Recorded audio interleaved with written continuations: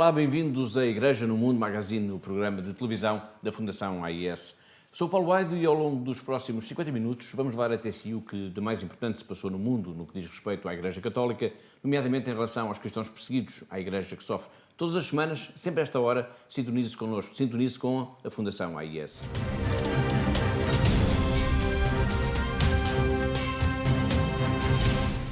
Há cerca de 15 dias, o governador cristão de Jakarta, na Indonésia, Basuki Purnama, conhecido como Ahok, foi condenado a 2 anos de prisão efetiva por blasfémia.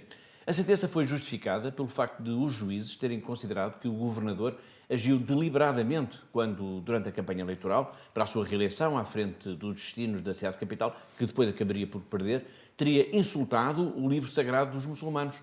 Em causa está uma declaração pública em que Basuki Purnama teria classificado como errada a interpretação de alguns clérigos muçulmanos sobre um versículo do Alcorão, segundo o qual os muçulmanos apenas podem eleger dirigentes muçulmanos. Esta condenação a 2 anos de prisão, a Ahok já anunciou que vai recorrer, entretanto, da sentença. Esta condenação, dizia, deixou em choque os seus apoiantes, tanto mais que a acusação pedia apenas uma pena de 2 anos de prisão suspensa ou então 1 ano de prisão efetiva, mas só em caso de reincidência. A condenação de Ahok já está a ser vista como um exemplo da crescente intolerância religiosa na Indonésia, que é a maior nação muçulmana do mundo, país que tem registrado de facto um forte aumento de ataques contra as minorias, incluindo os cristãos, e onde se observa uma crescente influência de radicais islamitas.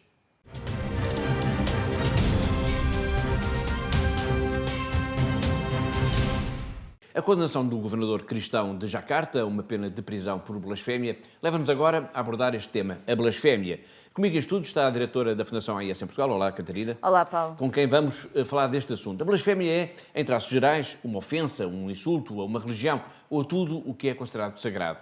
Nos países de maioria muçulmana, como a Indonésia, esta lei está a ser usada, no entanto, para atingir principalmente as minorias religiosas. Exatamente. Nesses países de maioria muçulmana, esta lei anti-blasfémia é muito rígida e muito severa e há vários casos de condenações à prisão perpétua ou mesmo penas de morte.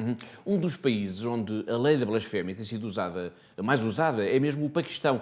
E um dos casos que mais chocou a opinião pública foi o caso da cristã Asia Bibi, condenada à pena de morte por ter bebido um copo de água de um poço. É verdade, Paulo, e esse caso que mencionou agora é efetivamente um daqueles casos que mostra tão claramente como esta lei está a ser usada de uma forma deturpada e é em países onde este extremismo religioso está a aumentar. E, portanto, é um caso extraordinário e, normalmente, estas acusações são falsas mesmo. De facto, a lei da blasfémia no Paquistão está inspirada na Sharia, a lei religiosa muçulmana, e tem por objetivo penalizar qualquer ofensa com palavras ou atos contra Alá, Maomé ou o Corão. O problema é que basta a acusação, mesmo sem provas ou baseada em falsidades, como a Catarina agora disse, para que as pessoas denunciadas possam ser consideradas culpadas de imediato. Esta lei tem sido usada frequentemente para perseguir a minoria cristã, que costuma ser explorada no trabalho e discriminada no acesso, por exemplo, à educação ou a cargos públicos. Mas falámos aqui de Asia Bibi. Catarina, numa breve síntese, que história é esta? Bom, esta história é uma história que ganhou uma dimensão planetária, porque houve muitas pessoas, desde os Estados Unidos, desde a Europa, inclusive o Papa Francisco e o Papa Bento XVI também na altura mencionaram, e esta história é uma história que é incompreensível aos nossos olhos, em pleno século XXI e aos nossos olhos enquanto europeus.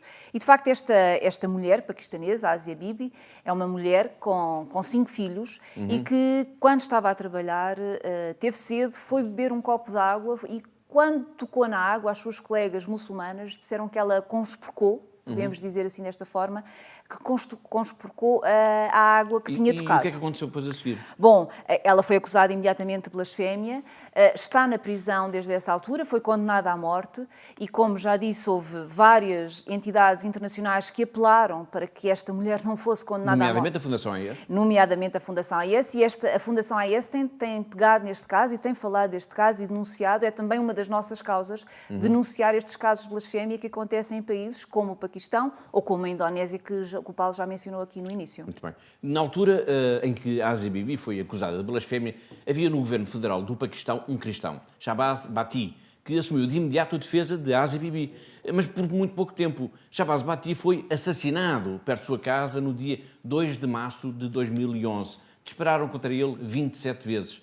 Poucas pessoas poderão falar com mais propriedade sobre Shahbaz Bhatti do que Paul, o seu irmão. Médico com uma carreira promissora em Itália, Paul abandonou o consultório, deixou a vida tranquila e confortável que levava na Europa e regressou ao Paquistão. Era preciso que a morte de Shahbaz Bhatti não fosse em vão. Paul Bhatti já esteve em Portugal a convite da Fundação AIS e a Igreja no Mundo Magazine entrevistou-o.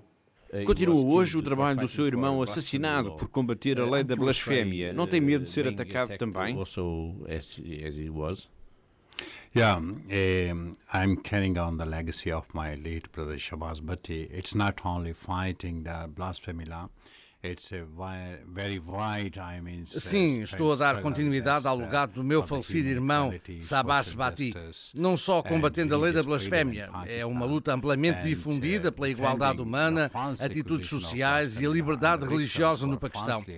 Defender as vítimas que são falsamente acusadas de blasfémia é uma parte também da nossa luta. Assim, tal como acontece de forma diferente com a pobreza e a iliteracia, que criaram discriminação entre o povo e as pessoas que são marginalizadas pela sociedade.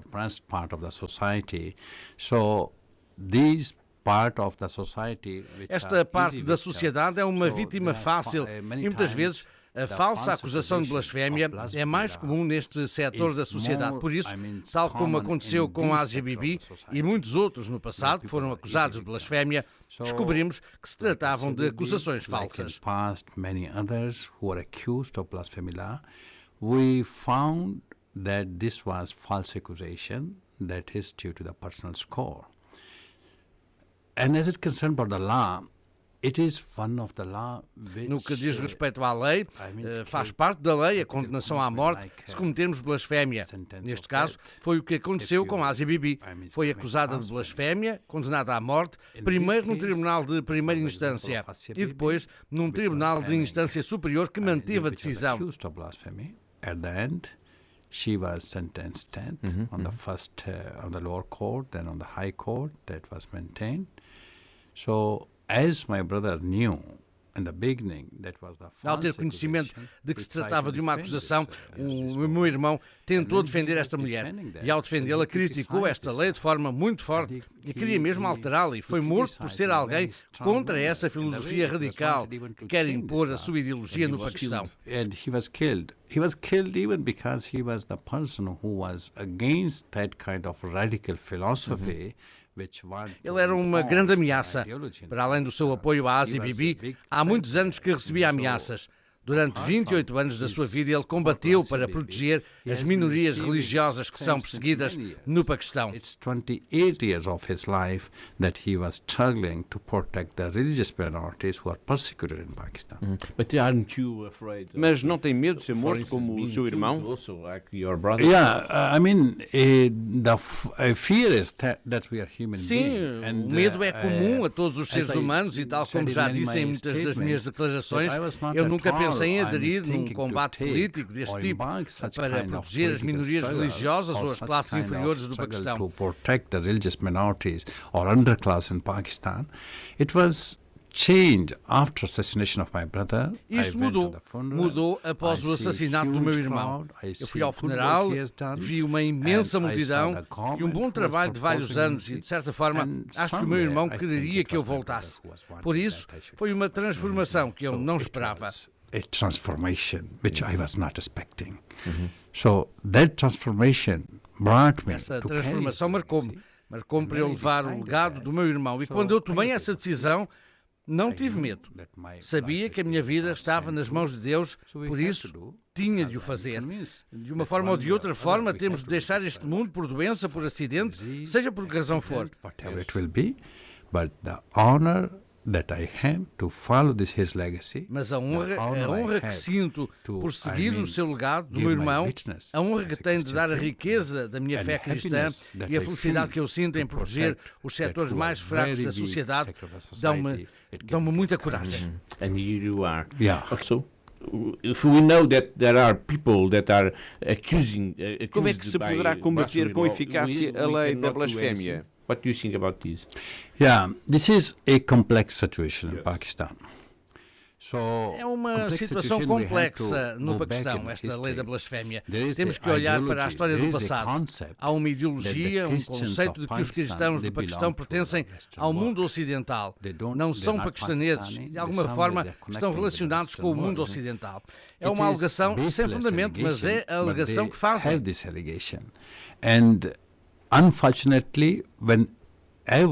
Infelizmente, sempre que se comete um ato contra esta comunidade cristã, o mundo ocidental interpreta-o de forma contrária.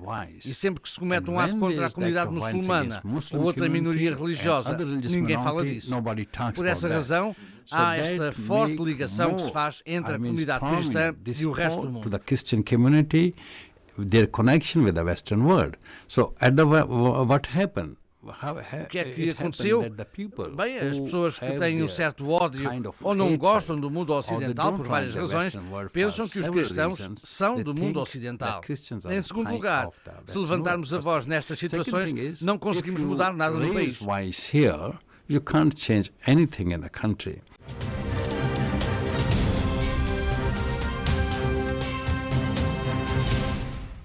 No centenário das aparições que se assinala este ano, a Fundação AIS também está em festa. Todos os dias, em muitas regiões do mundo, acontecem verdadeiros milagres. Milagres que são a expressão do que a humanidade tem de melhor. O amor gratuito que nos aproxima de Deus, que nos aproxima do outro. A solidariedade é isso. E a Fundação AIS é isso também.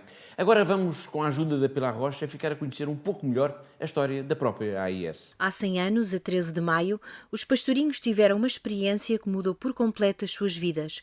E mudou, e de que maneira, a vida de milhões de pessoas em tantos países do mundo. As aparições de Nossa Senhora a Francisco, Jacinta e Lúcia são expressão do amor incondicional do céu por todos nós. De maio a outubro, Nossa Senhora lembrou que todos temos o dever de lutar pela paz rezando.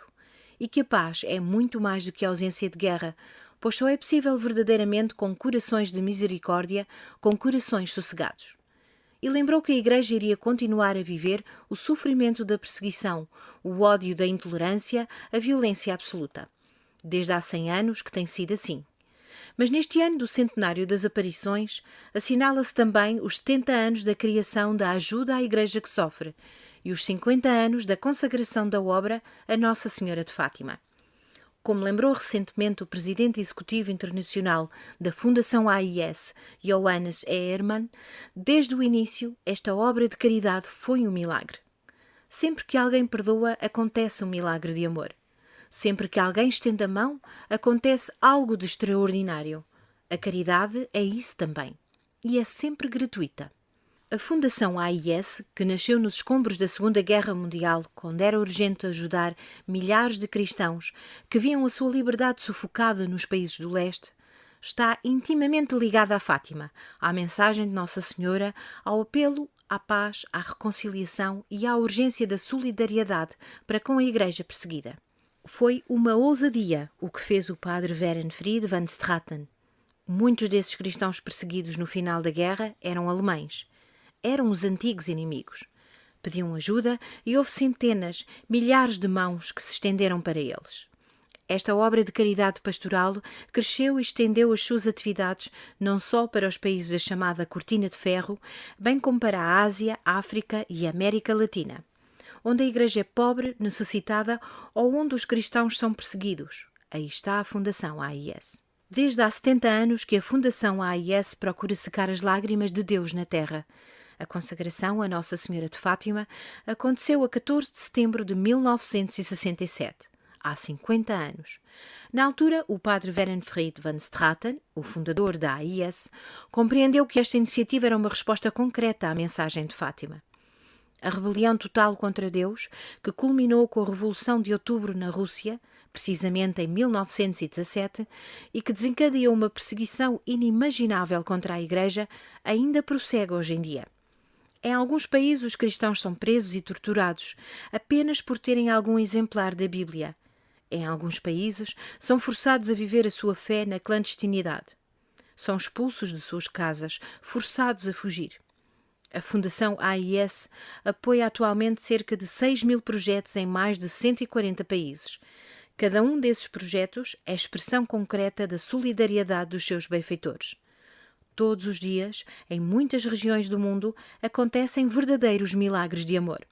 Milagres que são a expressão do que a humanidade tem de melhor. O amor gratuito que nos aproxima de Deus quando nos aproxima do outro. A solidariedade é isso. A Fundação AIS é isso.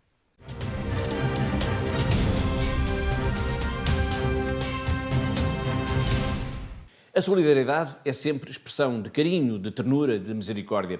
Apesar da violência, das guerras, é possível haver esperança. E a esperança é a palavra certa para se descrever a enorme campanha de solidariedade que a Fundação AIS lançou a nível internacional em favor das populações africanas. In the beginning, God created the heavens and the earth. God said, "Let the earth produce every kind of living creature." And so it was. God created man in the image of himself, both male and female, to multiply and live in communion. God was pleased. God blessed the world with a beautiful continent, Africa. Yet mankind allowed evil to enter into the world. Africa too has suffered. Poverty, corruption and war claim the lives of Africa's most innocent, devastating churches, schools, hospitals, nations. Despite such violence and destruction, God is with us and we are blessed. We are blessed by the courage of our bishops and priests who witness God's love. We are blessed by the faith of our catechists who teach us to love. We are blessed by the commitment of our religious who practice love. Although we are persecuted and sometimes afraid, with you we hold strong to our hope and joy in the Lord. We are blessed by you.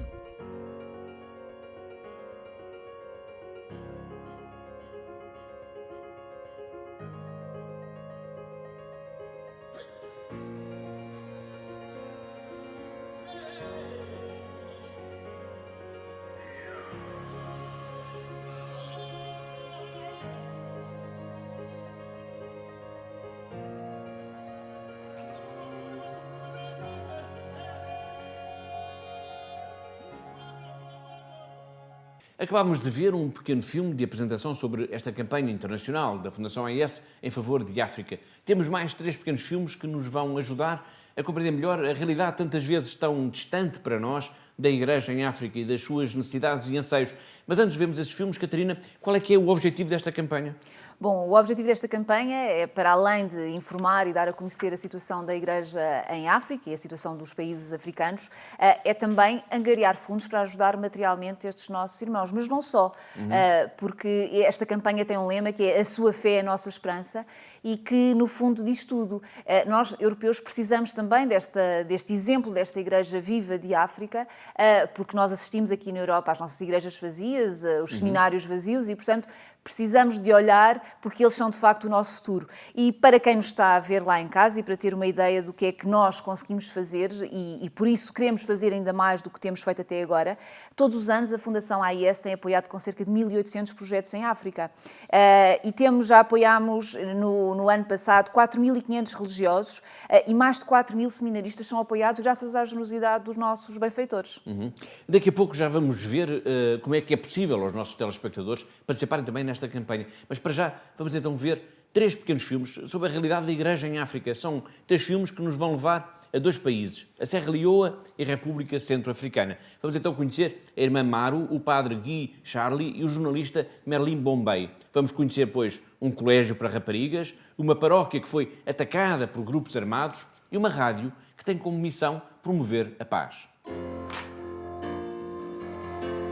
When the sisters came to this part of the country, at that time, 1960, the girls were not allowed to go to school. They said school is for men, not for girls. So the sisters were so upset. They said, no, it's not possible. What will be the future of this place if the girls or women are not allowed to go to school or they are not allowed to learn something on their own that will benefit them tomorrow? So the sisters tried. It was not easy for them. They will go from house to house. They talk to the parents. That is very important. We want your children to go to school. You will see the benefit. This place will develop. In Sierra Leone, mostly we work in the schools, all for girls and women. In all the schools, over 3,000. Vocational school, women go there to learn different trades. They do gara tie-dyeing to make clothes. They do cosmetology, business administration, and they have computer classes there. And they do also catering. They learn how to cook, prepare different type of dishes. Okay, we work in the parish. We give catechesis to people in the parish. We have a retreat house. We have a clinic. Well, we have also outstations where we used to go. The local vocation is going in our congregation. We need the help of the Universal Church to come and help the people here in Sierra Leone. We really need your help.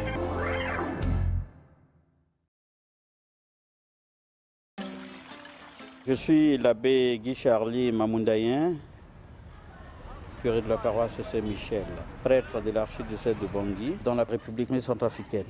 C'était une paroisse très vivante, très dynamique. 947 groupes de prière, jardin d'enfants, l'école primaire, le collège. Les musulmans venaient là pour prendre cours. Il n'y avait pas de distinction de religion. Il y avait une certaine harmonie.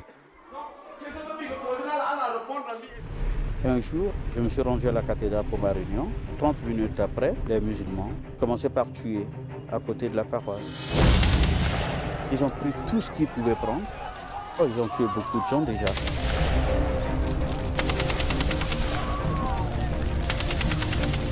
Le catéchiste et son épouse, avec ses 3 enfants, ils ont été égorgés. C'est des gens qui se connaissaient avant. Ils sont encore revenus maintenant pour brûler ces maisons. Incendier l'école qui les a formés, incendier l'église, incendier tout ce qu'il y avait sur la construction de l'église.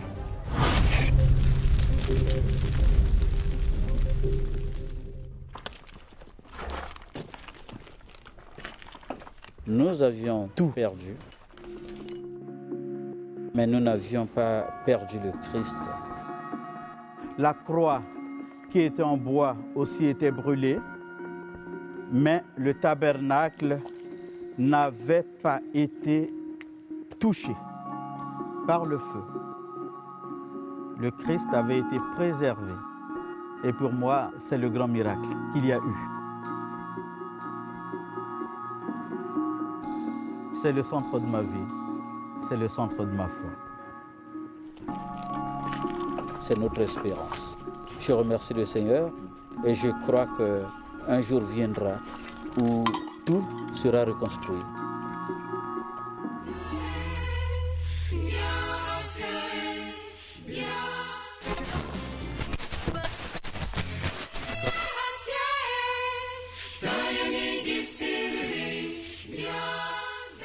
Je suis Merlin Lambert Boy-Bay de la radio-télé Siriri de Bois. Nous sommes au centre-ville de Bois de vous présenter les éléments douloureux qui ont connu le pays. Des ex-combattants de la coalition Séléka, ils ont tué les gens, pillé des magasins.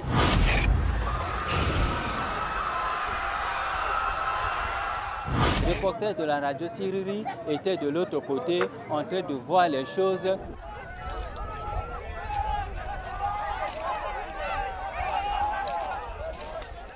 Les reporters de la radio Siriri, après ces événements, se sont donnés corps et âme sur le terrain pour le reportage. À Bois, il n'y a pas la télévision et toutes les personnes écoutent la radio Siriri.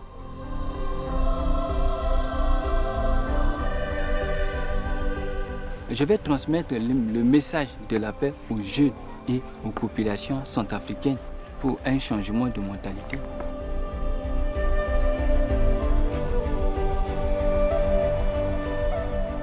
La radio Siriri, c'est un outil indispensable pour cette sensibilisation. Aidez-moi et aidez la radio Siriri que les jeunes reviennent à Dieu parce que Dieu nous accompagne. Nous sommes de fondation.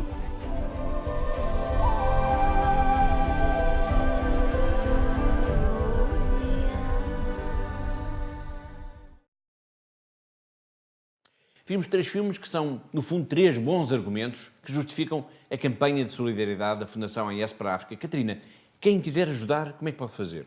É muito fácil, Paulo, e nós temos falado aqui nos últimos programas que basta querer e ir até à internet, ao nosso site, que está a passar em rodapé neste momento, e procurar e tem logo todas as informações sobre esta campanha. E estes exemplos que nós vimos agora aqui, da irmã Maru, do padre Gui ou do Merlin Bombay, são pessoas que estão no terreno, que vivem situações terríveis e que precisam da nossa ajuda para poderem continuar junto à sua comunidade e poderem continuar a fazer este seu trabalho tão importante. E isto é o mais importante de tudo, é que cada um de nós que está neste momento se sinta interpelado, se sinta interpelado e que possa ajudar na medida do possível, na medida que é possível para cada um, como é evidente. E quem não tiver internet e que não possa ir ao nosso site, basta ligar-nos também para o nosso número de telefone que está a passar em rodapé, que nós teremos todo o gosto de fazer chegar mais informações sobre esta campanha de África e a situação da Igreja em África.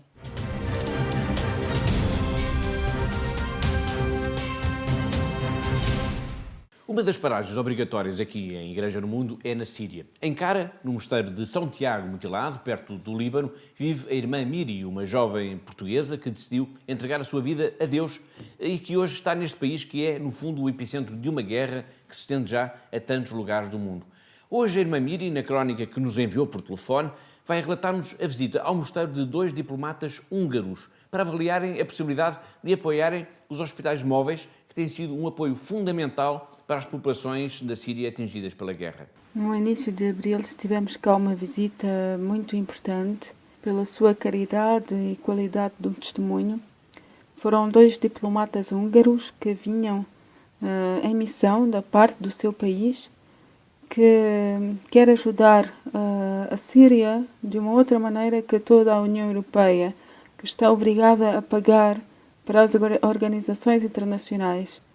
Eles disseram não, nós não queremos, nós queremos ajudar as igrejas, ajudar projetos das igrejas, porque nós sabemos que é assim que o dinheiro vai ser bem utilizado, porque dado para essas grandes organizações nós não sabemos o que vai acontecer.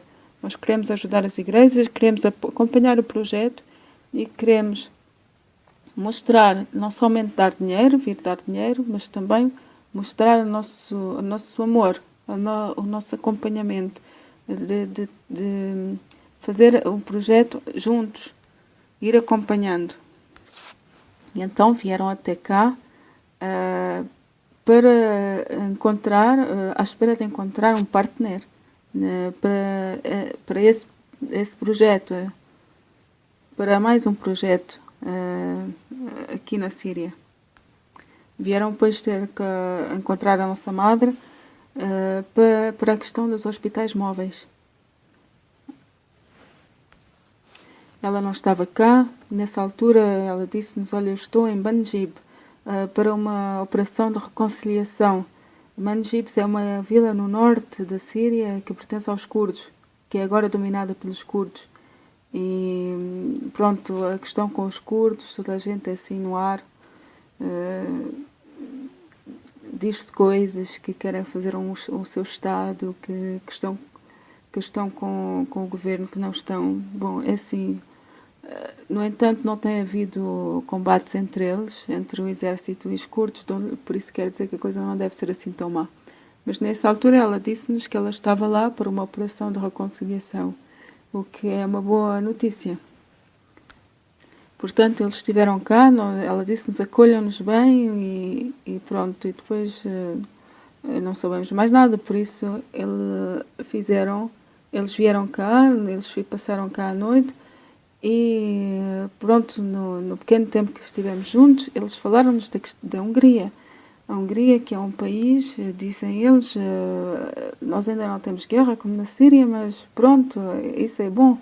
Mas é uma questão, uma tensão, porque é um país que está na União Europeia, mas que não está de acordo com muitas coisas, porque quer guardar as suas raízes cristãs e que tem posições completamente diferentes,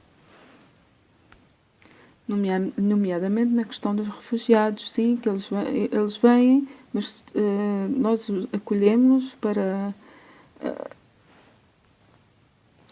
mas quando a situação estará resolvida no país deles, que eles voltem para lá, para o reconstruir, para habitar. E também nesta questão da ajuda, em muitas coisas querem guardar as raízes cristãs e é um povo inteiro, com o seu governo, que combate contra essa pressão da parte da União Europeia. Foi para nós um consolo de ouvir isto e eles também de ouvir que nós temos o mesmo pensamento, as mesmas posições. Foi irmã Miri, na sua habitual crónica para a Igreja no Mundo Magazine, a dar-nos conta da visita de 2 diplomatas da Hungria ao mosteiro de São Tiago Mutilado, onde vive, em Cara, na Síria. Agora peço a sua atenção para um pequeno vídeo que nos chegou de Alepo, a cidade mártir da Síria. O vídeo foi-nos enviado pela irmã Annie de Mergian, da Congregação das Irmãs de Jesus e Maria, em Alepo, e que esteve em Portugal em 2015 para o lançamento do relatório sobre a liberdade religiosa no mundo. Mas antes disso, antes de vermos esse pequeno vídeo, gostaria de partilhar convosco uma mensagem que a irmã Annie enviou para a Catarina. Que mensagem é essa? É uma mensagem muito simples, mas que nos toca muito. Como o Paulo disse, a irmã Annie esteve aqui em Portugal connosco em 2015, no final, para o lançamento do relatório sobre a liberdade religiosa no mundo, e na altura a IES ofereceu-lhe uma imagem de Nossa Senhora de Fátima. E é essa imagem que agora está em Alepo, não é? Desde essa altura, e agora as irmãs construíram uma pequena caixa e esta imagem está a circular pelas casas das famílias cristãs de Alepo. E foi, de facto, ver este vídeo, ouvir esta mensagem da irmã, dizer que esta imagem que adquirimos aqui, que oferecemos, está neste momento a ir em casa de cada família cristã, também com este objetivo de rezarem pela paz e de estarmos unidos com estes cristãos, destes nossos irmãos que estão em Alepo. Muito bem. Eu pedi que a Catarina me enviasse esta mensagem, que recebeu por telefone, e a fotografia, para que todos puderem escutar este obrigado da irmã Annie de Mergian. Dear Katerina, hope you are okay. I want to share with you something very special. Do you remember the statue of Our Lady of Fatima? You gave it to me to Aleppo. Now we put it in a box with glasses. I will send you the picture. And the program will go this statue around the houses all over Aleppo, the Christian families, and will stay in each house 3 days. The program will stay till next year. So just to share with you and to make you feel happy. Thank you. God bless you. Bye. Agora que ouvimos a irmã Annie e vimos a imagem de Nossa Senhora que percorre as casas dos cristãos de Alepo, vamos então ver o vídeo que vos falei. Trata-se de um cântico a Nossa Senhora numa igreja arménia de Alepo. A imagem pode não ser das melhores, mas o som é espetacular.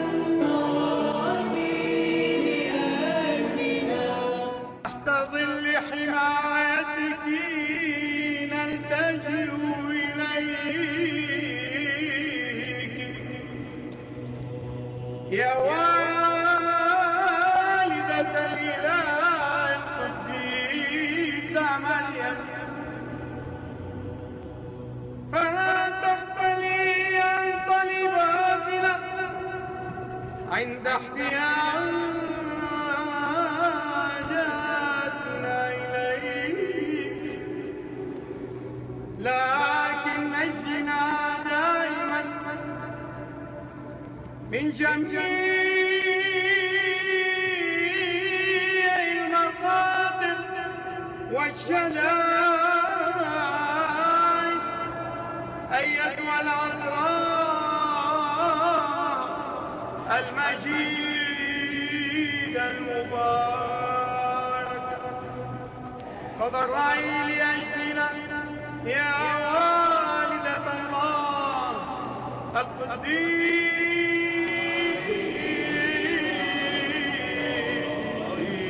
مريم لكي نستحق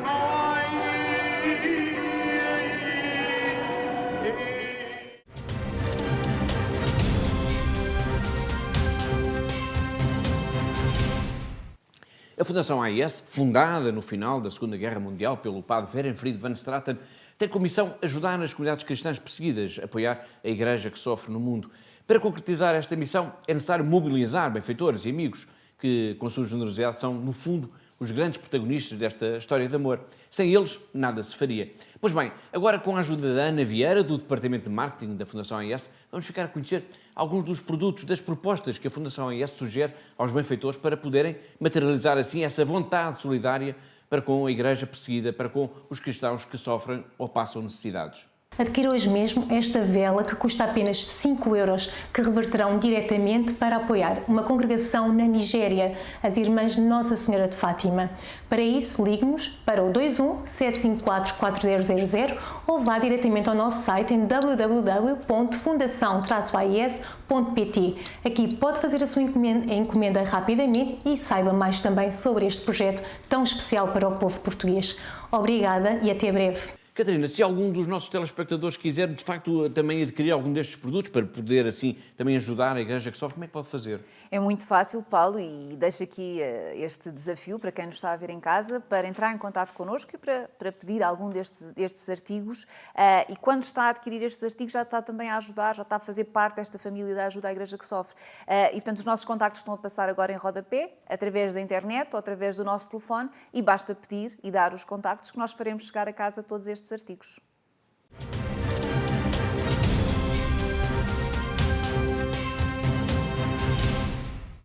A Coreia do Norte é o país que sistematicamente aparece em primeiro lugar nos relatórios sobre liberdade religiosa do mundo da Fundação AIS, como o país onde os cristãos mais são perseguidos, mais sofrem.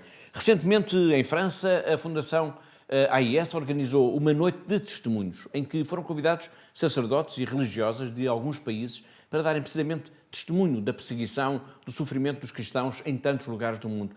Já por aqui vimos há 2 semanas a primeira parte do testemunho do padre Philippe Blot, que conhece e que acompanha, como poucos, a realidade na Coreia do Norte.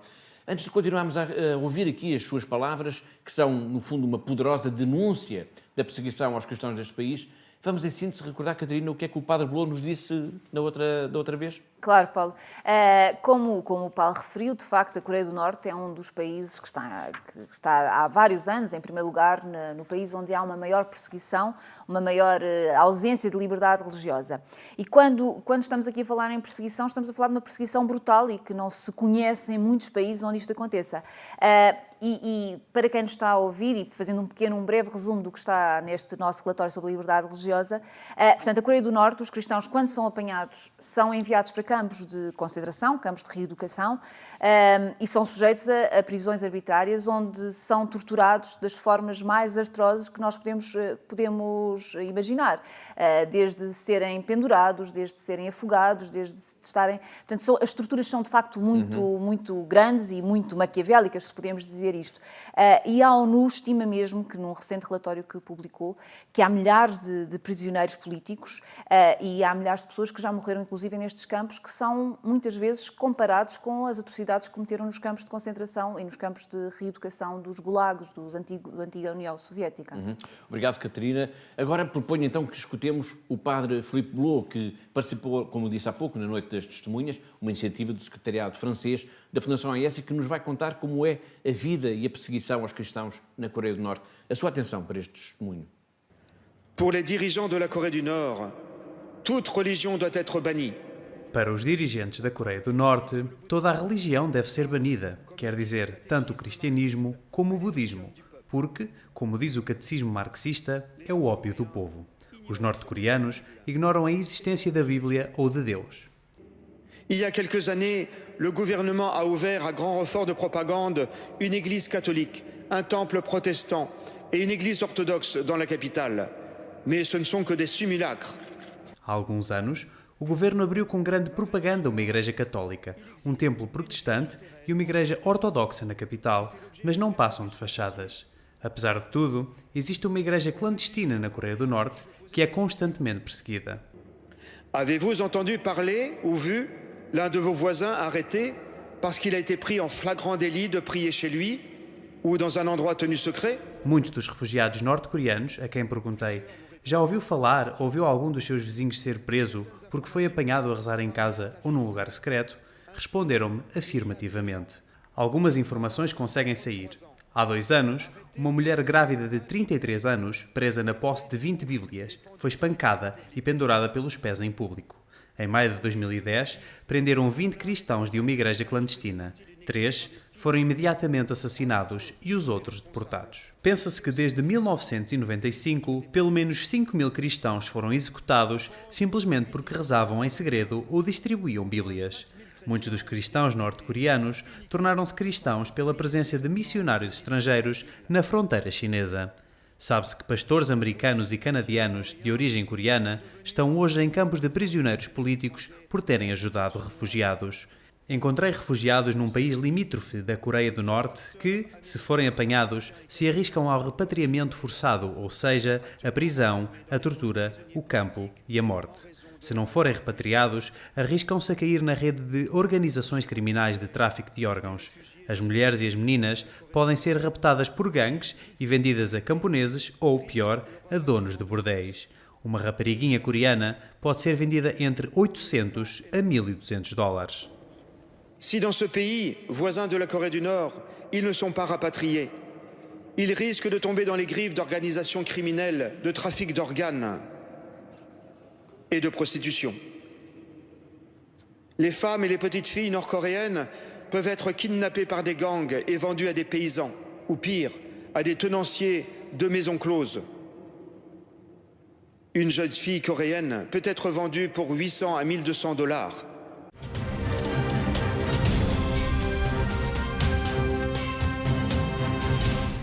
Agora vamos até ao Vaticano, ao encontro do Papa Francisco. O Santo Padre tem seduzido milhões de pessoas em todo o mundo pela forma afável, franca, direta e simples como comunica. Quase todos os dias ele publica um pequeno texto na internet. É uma pequena mensagem, uma pequena catequese, se quisermos, mas que nos ajuda não só a conhecermos melhor quem é o Santo Padre, como a compreendermos melhor o nosso papel de cristãos neste tempo tão conturbado em que vivemos.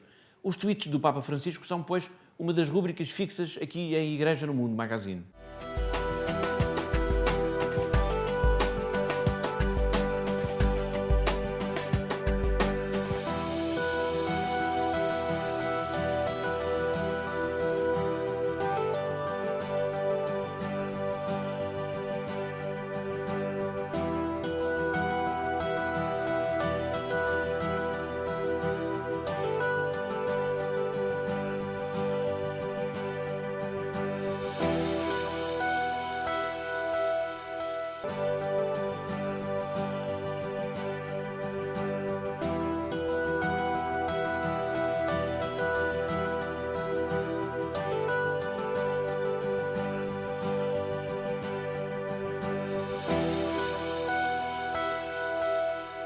Foram os tweets do Papa Francisco. Todas as semanas é publicada em Portugal uma revista dedicada em exclusivo à vida do Papa Francisco. Chama-se O Meu Papa e a partir de agora vamos dar a conhecer aos nossos telespectadores o essencial de cada uma destas edições, que é também uma forma de ficarmos a conhecer melhor o Santo Padre. Mas hoje vai ser um pouco diferente. Hoje vamos ao encontro de Clara Raimundo, a diretora da revista, que está precisamente na redação de O Meu Papa e que nos vai apresentar o projeto. Olá, Clara! Olá, Paulo. Antes de mais, muitos parabéns por este programa e muito obrigada pela oportunidade que nos dás de te apresentarmos e a todos os espectadores esta nossa nova revista. Que revista é esta, então? O Meu Papa é uma revista semanal que tem ao todo 64 páginas, sendo que as primeiras 30 são dedicadas àquilo que foi a semana anterior do Papa Francisco. Portanto, ao longo das primeiras 30 páginas desta publicação, nós contamos aquilo que o Papa disse, aquilo que ele fez, onde esteve, com quem esteve na semana anterior. Além disso, temos sempre nas páginas centrais um destacável com a biografia do Santo Padre, ou seja, em cada edição oferecemos um ou mais capítulos da biografia do Papa Francisco e ao fim de 15 edições os nossos leitores ficam com a biografia completa do Santo Padre. Temos também sempre, obviamente, conteúdos ligados à visita do Papa a Fátima. Nesta nossa próxima edição acompanharemos ao minuto aquilo que aconteceu em Portugal, quando o Papa cá esteve. Temos também muitas curiosidades relativas ao Papa. Quem comprar a revista O Meu Papa vai ficar a conhecer, por exemplo, a casa onde ele vive, vai conhecer todos os pormenores relativamente ao Papa Móvel, vai poder encontrar entrevistas diversas que fazemos na Argentina a pessoas que privaram com ele enquanto era ainda bispo no seu país. Temos também sempre outro tipo de conteúdos, por exemplo, receitas inspiradas na tradição da Igreja. Temos o que mais? Apresentamos sempre uma paróquia nacional, falamos com um pároco todas as semanas para nos contar um pouco da realidade das nossas paróquias. Falamos também sempre de uma instituição de solidariedade social nacional. Contamos também, sempre nas páginas finais da revista, a história de um milagre que já tenha sido reconhecido pelo Vaticano. Mostramos quem são os santos de cada semana, com uma pequena biografia para cada um deles. Temos palavras cruzadas, enfim, imensos motivos para não perder nenhuma destas revistas.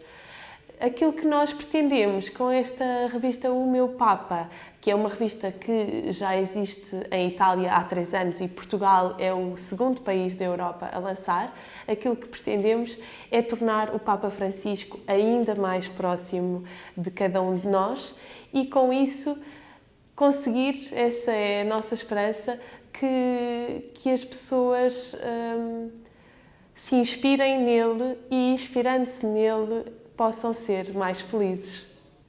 Obrigada, Paulo. Passo então para ti a emissão.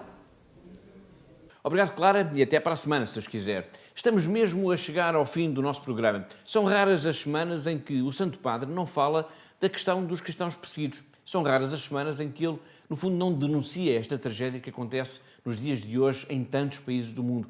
Agora vamos recordar uma dessas mensagens, um desses apelos, uma dessas denúncias. O mundo, no fundo, não pode ignorar a questão da perseguição religiosa. O mundo não pode fingir que está tudo bem quando milhares de cristãos são presos, torturados e mortos apenas por isso. Por serem cristãos, como há pouco denunciava também o padre Blow em relação ao que se passa na Coreia do Norte. ¿Cuántas personas son perseguidas por motivo de su fe, obligadas a abandonar sus casas, sus lugares de culto, sus tierras, sus afectos? Son perseguidos y ejecutados por ser cristianos, sin que los persecutores hagan distinción entre las confesiones a las que pertenecen. Les hago una pregunta. ¿Cuántos de ustedes rezan por los cristianos que son perseguidos? Anímense a hacerlo conmigo para que experimenten el apoyo de todas las iglesias y comunidades por medio de la oración y de la ayuda material.